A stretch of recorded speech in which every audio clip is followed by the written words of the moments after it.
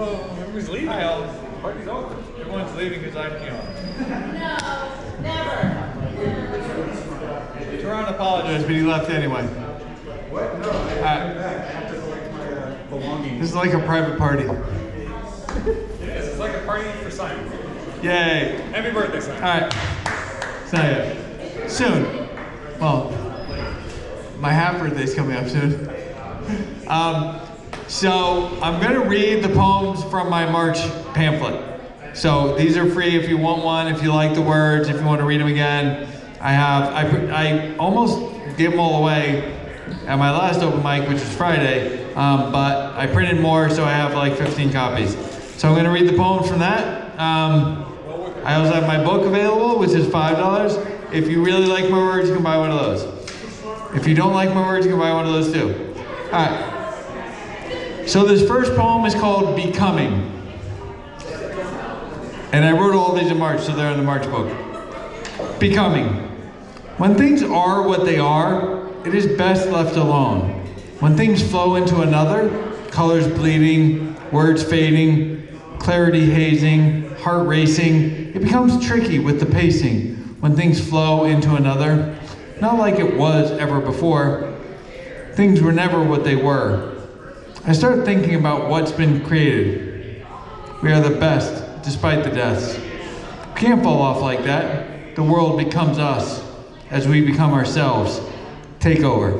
Becoming.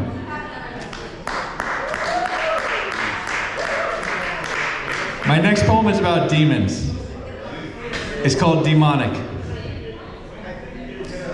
Demonic. Everybody's got their own demons. Mine are better than yours. I never was a Viking, not one with horns mounted. Demons wear horns too. Let's talk about demons. Let's talk about deities. Let's talk about shadows, falling from on high, following light to the ground, following light backwards, down to hell, following you forward into your bed, burrowing into your blankets for warmth. Everybody is their own worst nightmare. Everybody is their best critic. Everybody was their own wet dream. How do we become better than we were? How can we become better than we are? Can we keep moving forward from here? The Capitalist Manifesto. Should we? Will we, if we can? Demonic.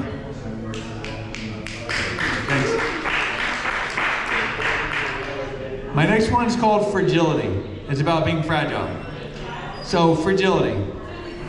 Your fragile lies lay broken, barely gripping, still clinging, in pieces held together by this tape of stories you never told. Tears stained black, cheeks so pure in sunlight. Not hot, just drying, in time. The drips never reaching the ground.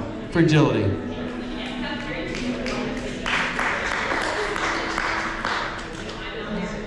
This is my poem about ferrets. A ferret. This is a poem about a ferret at the beach. It's called Here Now. Here now. Right now, I think about these rocks, about this wind, about these waves, all crashing together. I sat here 2 decades ago when I lived behind me. We would walk here together, typically with the dogs. A couple of times with this ferret on a leash. We thought it was funny then, bringing the animals down together, down on the sand, right up to the lapping water.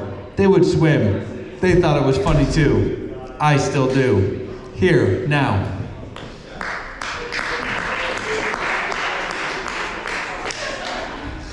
All right, moving on. This one is called Predictions.